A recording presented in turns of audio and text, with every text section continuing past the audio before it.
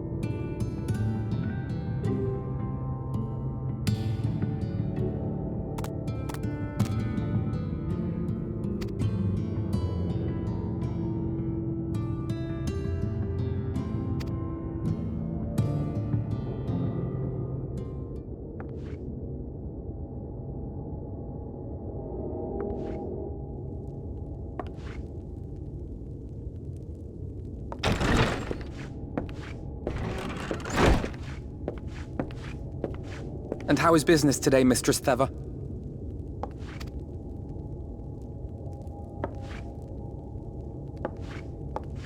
Oh, frenetic. Look, I have a new customer.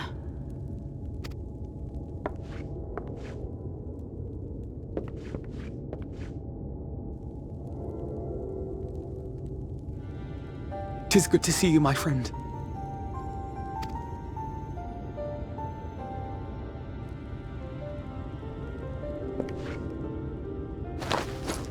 The barley seeds you wanted. They should produce a better harvest than the last. What, just like that? Oh, Alphino, you really are a dear. Well, I'd best be tidying up some of those empty shacks before the pests move in.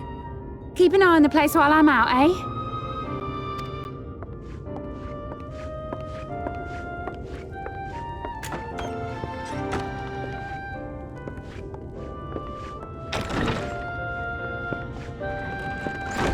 It seems an age since last we spoke. Not since the prisoner exchange in Doma. And Yotsu.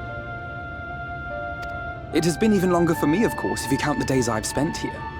But the time has only added to the relief I feel seeing you safe and well.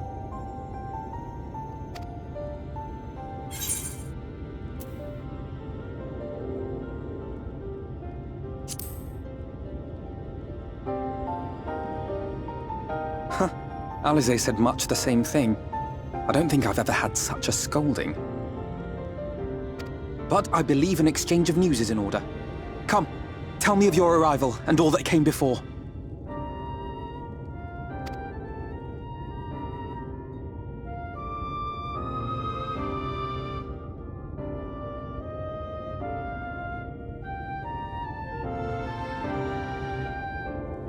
I see. Both the Exarch and Alize told me what they knew of events, but I had stubbornly clung on to the hope that all-out war might yet be avoidable. And poor Tataru. She must be sick with worry. We must endeavor to return as soon as we may.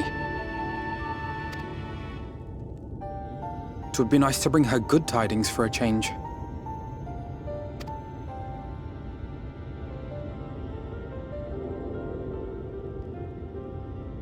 But before we bid this world farewell, we must first ensure that it is not rejoined to the Source. We must prevent the 8th Umbral Calamity. Urianger's vision of the future has, I fear, every chance of coming true. By his description, the catalyst for the Calamity was a formless and deadly weapon employed by the Garlean Empire.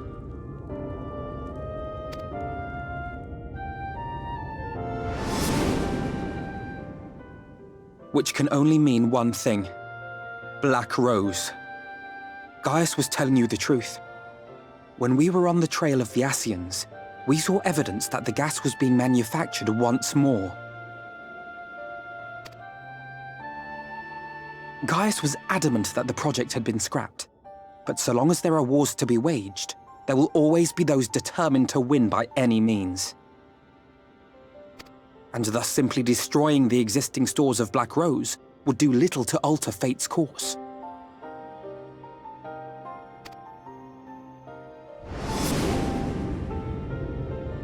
In that sense, our involuntary journey here to the First was something of a boon. Together with the Exarch, we've developed a theory as to how we believe the rejoining will be set in motion. I'm sure Urianger himself will cover the subject in more detail. But I can tell you the process requires that both worlds, the Source and the First, be facing an existential threat. One being Sin-Eaters, of course.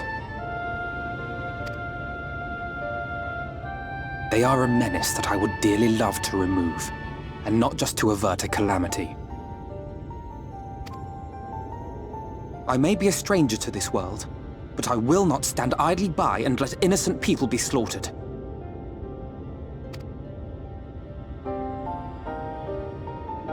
That is what brought me to the gates of Yulmore. Ignoring its pretensions as a kind of capital city to what remains of the world, it is nonetheless a center of power and authority. If any solutions are to be found, I believe our search should begin there. What say you, old friend? Hungry for another adventure?